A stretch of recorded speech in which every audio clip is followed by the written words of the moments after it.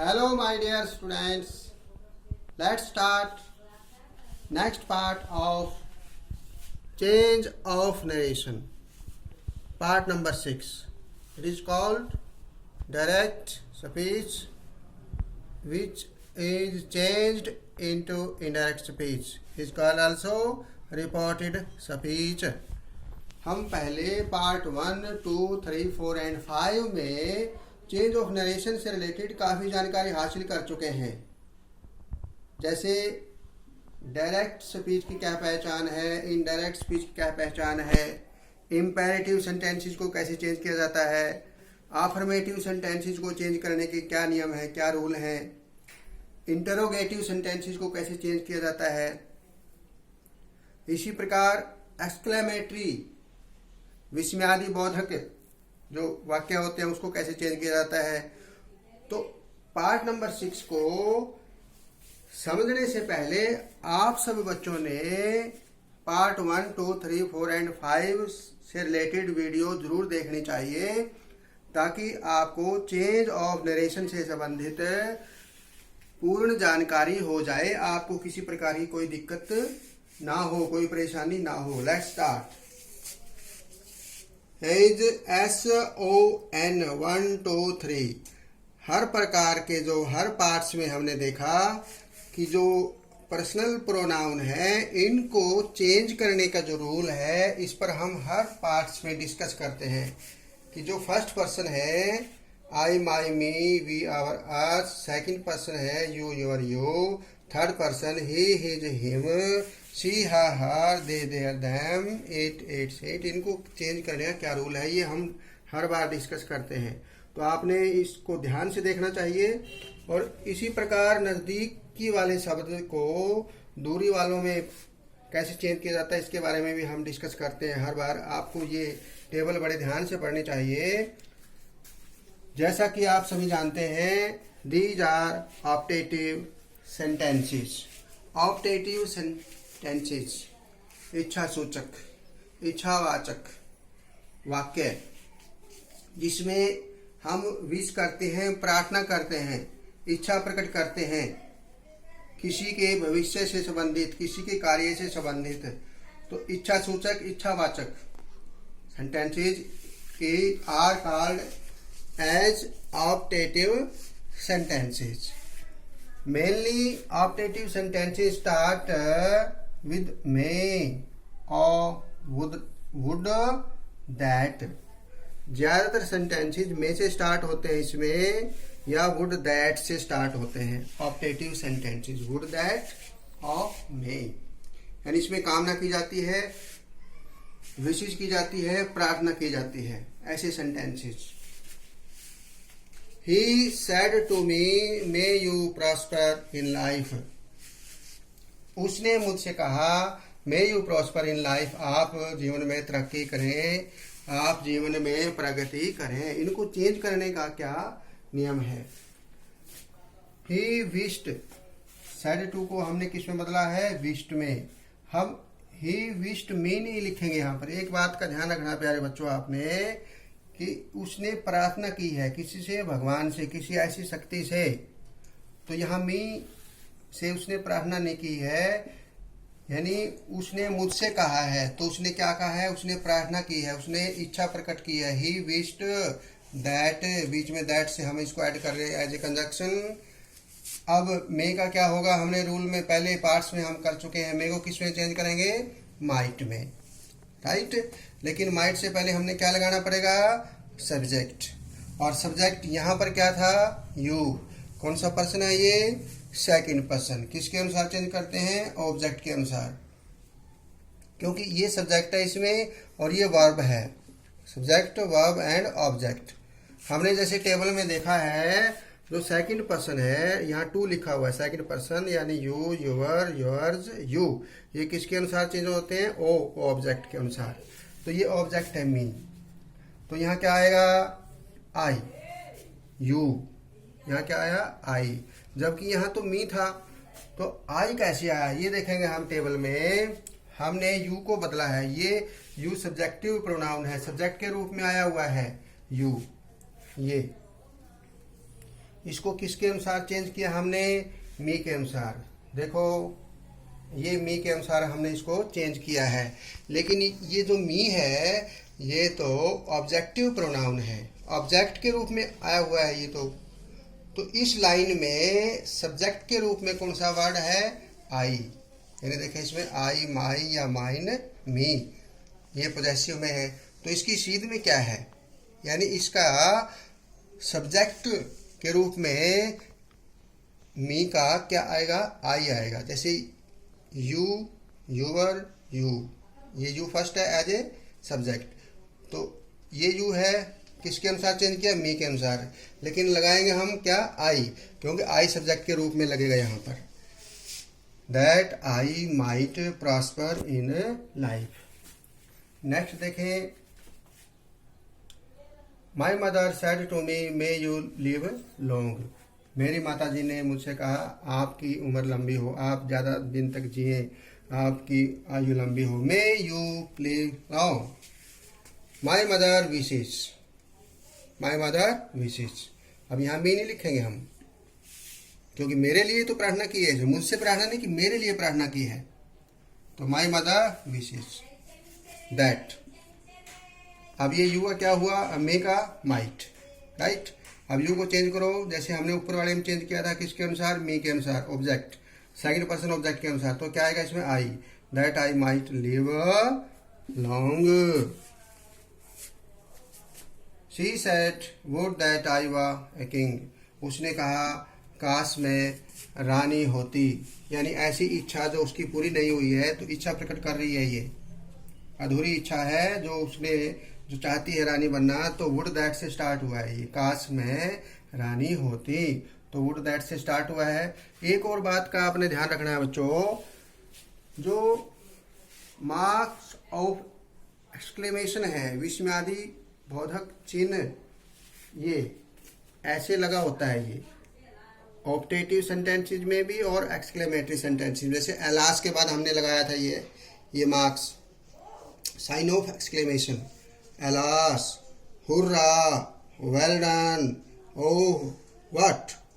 तो इस प्रकार हमने ये मार्क्स और साइन ऑफ एक्सक्लेमेशन लगाया था। तो ये ऑप्टेटिव सेंटेंसेज में साइन ऑफ एक्सक्लेमेशन लगेगा, और जब हम इसको चेंज करेंगे इनडायरेक्ट में तो ये यहाँ फुल स्टॉप हो जाएगा, सामान्य सेंटेंस ये बन जाएगा हमारा। तो नेक्स्ट इज, आप देखें इसमें सी सेड, उसने कहा काश मैं एक रानी होती, तो उसने इच्छा प्रकट की है। She wished that. अब आई को चेंज करो, फर्स्ट पर्सन किसके अनुसार, सब्जेक्ट के अनुसार। देखो ये फर्स्ट पर्सन है, किसके अनुसार बदलेंगे, सब्जेक्ट के अनुसार। और सब्जेक्ट क्या है इसमें, देखो सी, तो यहाँ पर क्या आ गया, सी। देखो आई का क्या हुआ, सी, दैट सी। अब वर्क को किस में चेंज करेंगे, हमने देखा है पहले फर्स्ट एंड सेकंड पार्ट में देखा हमने कि हम इजामार को किस में बदलते हैं, वाजवर में, और वाजवर को हैड बीन में। वाजवर को किस में चेंज करते हैं, हैड बीन में। तो ये वर है तो इसका हैड बीन आ जाएगा, had been. She had been a queen, full stop. He said may God bless you. उसने कहा भगवान आपको आशीर्वाद दे, यानी भगवान से प्रार्थना की जा रही है। यहाँ पर भगवान से क्या की जा रही है, प्रार्थना। देखें आगे, ही प्रेड, विष्णु ने हमने लगाया यहाँ प्रेड, भगवान से प्रार्थना की गई यहाँ पर, ही प्रेड दैट। अब गॉड है यहाँ पर, गॉड को सबसे पहले हैज ए सब्जेक्ट लगाएंगे और उसके बाद मे का क्या करेंगे, माइट। यहाँ पर मे गॉड है, जबकि इनडायरेक्ट में क्या होगा, गॉड माइट। मे गॉड की जगह क्या होगा, गॉड माइट, मे का माइट। और माइट के साथ कौन सी फॉर्म लगानी है, फर्स्ट, ब्लेस। अब यू को चेंज करना है आपने। यू कौन सा पर्सन है, सेकंड पर्सन। किसके अनुसार चेंज करेंगे, ऑब्जेक्ट के अनुसार। ऑब्जेक्ट कहाँ, इसमें है ही नहीं ऑब्जेक्ट। अब इसमें ऑब्जेक्ट नहीं है। जब ऑब्जेक्ट नहीं है तो हम अपनी अंडरस्टैंडिंग से, अपने भाव से इसको चेंज कर सकते हैं। यदि स्टूडेंट्स यहाँ फर्स्ट पर्सन समझता है, यानी मी समझता है, क्या समझता है वो, me. He said to me, understood, he said to me समझता है, मी को अंडरस्टैंड करता है, तो फिर हम यहाँ क्या लगाएंगे, मी। और यदि वह लड़की के लिए हर समझता है किसी लड़की से संबंधित, तो फिर यहाँ हर आ जाएगा। और यदि ये थर्ड पर्सन के रूप में वो समझता है कि ही सेड टू हिम, उससे कहा, तो फिर क्या आएगा, हिम। एक स्टूडेंट सोचता है कि ये सेंटेंस ऐसा बन सकता है, he said to you, may God bless you, तो फिर हम यहाँ पर यू का यू भी रख सकते हैं, ये यू। तो ये ऑप्शन है आपके पास। यदि यहाँ पर ऑब्जेक्ट ना हो, यदि ऑब्जेक्ट है, जैसे यहाँ ऑब्जेक्ट था मी, तो हमने यू को किसके अनुसार चेंज किया था, मी के अनुसार, तो यहाँ आई आ गया था। इसमें तो हम चेंज नहीं करेंगे, इसके अनुसार ही चेंज करेंगे। लेकिन जब ऑब्जेक्ट नहीं है तो हम इसको एज ए फर्स्ट पर्सन रखेंगे तो मी लगा सकते हैं, और एज ए थर्ड पर्सन रखेंगे तो हर या हिम लगा सकते हैं, या as a second person you का यू भी हम इसमें रख सकते हैं। These are in right situation. My teacher said to me may you win a scholarship. मेरे अध्यापक ने इच्छा प्रकट की है कि तुम स्कॉलरशिप जीतो, वजीफा जीतो। माई टीचर विश्ड, अब कई बच्चे क्या करते हैं, सेड टू को विश्ड में बदलते हैं और ये फिर यहाँ मी लिख देते हैं। आपने ये ध्यान रखना, यहाँ मी नहीं लिखना, क्योंकि मेरी से इच्छा नहीं बल्कि मेरे बारे में इच्छा प्रकट की है। तो माई टीचर विश्ड प्रार्थना की है, किसके लिए, मेरे लिए, तो मी नहीं आएगा यहाँ पर। उसके बाद दैट लगाएं, यहाँ यू को चेंज करो सेकंड पर्सन को किसके अनुसार, ऑब्जेक्ट मी है, तो क्या आ जाएगा यहाँ पर, आई मे का माइट विन अ स्कॉलरशिप। वैसे आप सब बच्चों ने देखा जो अफर्मेटिव सेंटेंसेज है उसमें हमने यदि सैड है तो सैड का सैड रखेंगे, सैड लगाएंगे, और सैड टू को किस में चेंज करेंगे, इसमें अफर्मेटिव सेंटेंसेस की मैं बात कर रहा हूँ, इनकी बात नहीं कर रहा हूँ, ऑप्टेटिव की बात नहीं कर रहा हूँ, मैं इससे पहले वाले पार्ट्स की बात कर रहा हूँ, अफर्मेटिव सेंटेंसेस की। हमने सैड टू को टोल्ड में चेंज किया था, टोल्ड में, और इसमें हमने ऑप्टेटिव सेंटेंसेस में सैड टू को या सैड को किस में चेंज किया, विश्ड में या प्रेड में। इसी प्रकार इंट्रोगेटिव में, इंट्रोगेटिव जो सेंटेंसेस होते हैं उसमें हमने सैड या सैड टू किस में चेंज किया था, आस्क्ड में, आस्क्ड में। और इसी प्रकार हमने जो जिस प्रकार के भाव इसमें होते हैं, जैसे एक्सक्लेमेटरी सेंटेंसेस हमने किया था, तो और अब हम ऑप्टेटिव सेंटेंसेस कर रहे हैं, तो सेंटेंस के अनुसार यानी पॉइंट्स के अनुसार सैड या सैड टू को हम चेंज करते हैं। Next are the sentences related to change of negative sentences. ये सेंटेंसेस ऑप्टेटिव सेंटेंसेस से रिलेटेड नहीं है। ये सेंटेंसेस जैसे आपने first second part third part में किया था, अफर्मेटिव सेंटेंसेस यानी सकारात्मक पॉजिटिव सेंटेंसेस। आप सभी बच्चे जानते हैं कि जैसे असर्टिव सेंटेंस होते हैं ना, असर्टिव सेंटेंस यानी स्टेटमेंट, तो उसकी टू पार्ट्स होते हैं, असर्टिव स्टेटमेंट, असर्टिव सेंटेंसेस के टू पार्ट। हमने फर्स्ट क्या था, अफर्मेटिव सेंटेंसेस सकारात्मक पॉजिटिव सेंटेंसेस, और सेकंड है नेगेटिव सेंटेंसेस। तो हमने अफर्मेटिव सेंटेंसेस का डिस्कस किया था पहले पार्ट्स में, और इंट्रोगेटिव का भी किया था। अब हम क्या कर रहे हैं, जो असर्टिव सेंटेंस का जो सेकंड पार्ट है जिसको कहते हैं नेगेटिव सेंटेंसेस, नेगेटिव सेंटेंसेस, उनको डिस्कस कर रहे हैं। इनको कैसे चेंज करके देखो, Vishal said to me I did not go to school yesterday. Vishal ने मुझसे कहा मैं कल स्कूल नहीं गया। ये कौन सा टेंस है, सिंपल पास्ट। सिंपल पास्ट में नेगेटिव में हम क्या लगाते हैं, डिड नॉट, और उसके साथ फॉर्म कौन सी लगाते हैं, वन, फर्स्ट फॉर्म लगाते हैं, फर्स्ट फॉर्म ऑफ वर्ब। यदि यहाँ नेगेटिव सेंटेंस ना हो, डिड नॉट ना हो, फिर यहाँ वेंट आएगा। फिर क्या आएगा यहाँ पर, वेंट।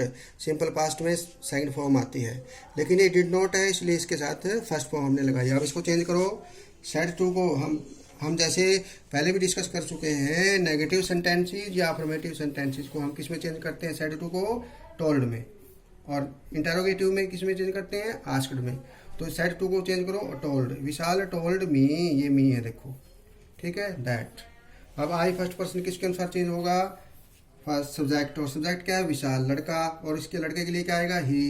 तो ये सब्जेक्ट के रूप में यहाँ क्या आ गया, ही आ गया। देखो यहाँ पर देखते हैं हम इसको, ये आई था ना, और ही के अनुसार चेंज हुआ ये, क्योंकि लड़के के लिए ही आएगा ना, तो ही के अनुसार चेंज हुआ, तो इसलिए यहाँ ही आ जाता है इसमें।